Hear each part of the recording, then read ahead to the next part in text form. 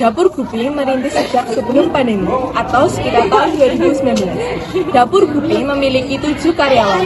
Namun, semenjak pandemi berlangsung, Dapur Gupi mengalami penurunan pemesanan dan mengakibatkan karyawan berkurang hingga sampai saat ini hanya 3 karyawan yang masih bekerja. Awalnya, berdiri produksi berbagai macam makanan di Dapur Gupi karena mempunyai lahan pohon singkong di samping rumahnya. Karena hal itu, pemilik Dapur Gupi memiliki ide untuk membuat makanan dari singkong, seperti getuk dan mangleng. Namun, di Dapur Gupi tidak hanya memproduksi makanan dari singkong. Apa aja sih yang ditawarkan di Dapur Gupi? Dapur Gupi menawarkan produk seperti getuk goreng, kentang Mustafa, mangleng rasa bawang, mangleng rasa balado, dawet ayu, sale pisang, pepaya balado, gadung rasa bawang, dan kacang pedas manis. Yang selanjutnya, proses produksi berupa alur. Bahan-bahannya 500 gram singkong, 100 gram gula jawa, setengah sendok teh garam, 2 liter minyak goreng, setengah tepung terigu. Kita lihat yuk proses pembuatan getuk goreng. Dari getuk goreng adalah singkong. Singkongnya nanti akan dipotong kemudian dikupas. Karena kita akan membuat banyak, jadi kita membutuhkan banyak singkong. Walaupun kita membutuhkan banyak singkong, tapi jangan khawatir karena di daerah Purbalingga itu banyak sekali tumbuhan singkong, jadi mudah didapatkan ya. Setelah singkong dikupas, dilanjutkan dicuci hingga bersih dan disikat. Pastikan sikat yang digunakan juga higienis ya. Proses selanjutnya, singkong dipotong dengan ukuran sedang. Singkong dipotong agar mempermudahkan kita untuk mengukusnya. Selanjutnya, singkong dimasukkan ke dalam panci sarangan dan dikukus sampai matang. Langkah selanjutnya adalah mencairkan gula jawa. Setelah singkongnya matang dengan sempurna, lanjut ditumbuk hingga singkongnya hancur ya. Setelah itu, kita masukkan cairan gula jawa ke dalam adonan. Langkah selanjutnya, adonan tersebut kita sisihkan kemudian diuleni. Sembari kita uleni, kita pisahkan juga antara serat-serat yang ada di dalam adonan. Kemudian bentuk adonan bulat-bulat dengan ukuran sedang ya. Setelah dibentuk, kita lanjut ke proses penggorengan. Sebelum getuk digoreng, adonan getuk akan dicelupkan ke dalam tepung terigu yang sudah dicairkan. Kemudian digoreng di dalam minyak yang panas hingga kecoklatan ya. Apabila sudah matang, bisa diangkat kemudian ditiriskan ya. Setelah itu lanjut ke proses pengemasan.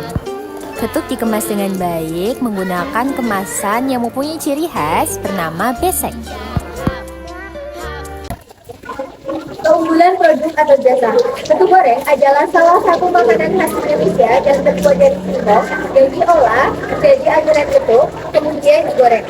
Keunggulan dari getuk goreng ini memiliki rasa yang unik, kemudian teksturnya itu yang mudah di luar dan lembut di dalam, bahannya yang sederhana, memiliki sumber karbohidrat dan mudah ditemukan. Jadi secara keseluruhan getuk goreng ini menawarkan rasa yang sederhana namun memuaskan. Analisis peluang yang pertama adalah target pasar. Target pasar meliputi ada identifikasi kelompok pelanggan yang paling mungkin tertarik dengan produk, menentukan usia, jenis kelamin, lokasi geografis, dan preferensi perilaku. Yang kedua ada tren pasar. Amati tren dan perubahan dalam industri yang dapat mempengaruhi permintaan produk seperti perubahan gaya hidup, teknologi, atau ekonomi. Ketiga, kompetisi.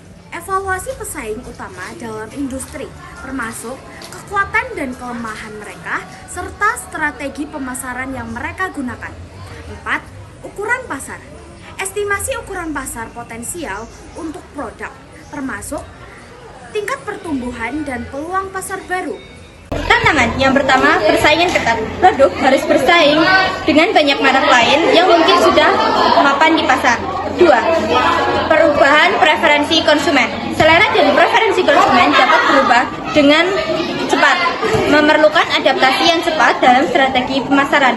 Yang ketiga, regulasi dan peraturan. Mematuhi berbagai regulasi dan standar industri bisa menjadi tantangan, terutama jika beroperasi di pasar internasional. Yang keempat, biaya produksi dan distribusi. Mengelola biaya produksi dan distribusi untuk memastikan harga tetap kompetitif bisa jadi sulit. Kekuatan, kualitas produk.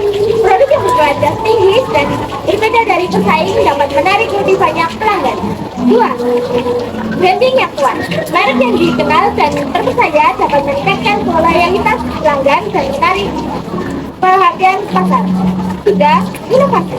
Produk yang inovatif dan selalu diperbarui sesuai dengan kebutuhan pasar dapat memenangkan pesaing. 4. Layanan pelanggan. Memberikan layanan pelanggan yang luar biasa dapat meningkatkan kepuasan dan loyalitas pelanggan. Yang selanjutnya kelemahan. Yang pertama, ketergantungan pada pasar tertentu.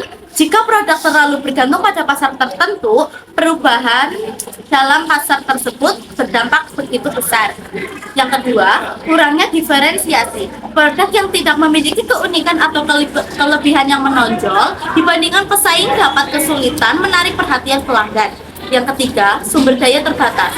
Keterbatasan sumber daya, baik finansial maupun manusia, dapat menghambat upaya pemasaran dan pengembangan produk. Yang keempat, kualitas yang tidak konsisten. Produk yang tidak konsisten dalam kualitasnya dapat merusak reputasi dan mengurangi loyalitas pelanggan. Untuk strategi pemasaran dari dapur Gupi itu ada apa aja sih? Ada, yaitu pemasangan iklan di WhatsApp. Dan juga ternyata dapur Gupi itu punya toko online, yaitu di Shopee.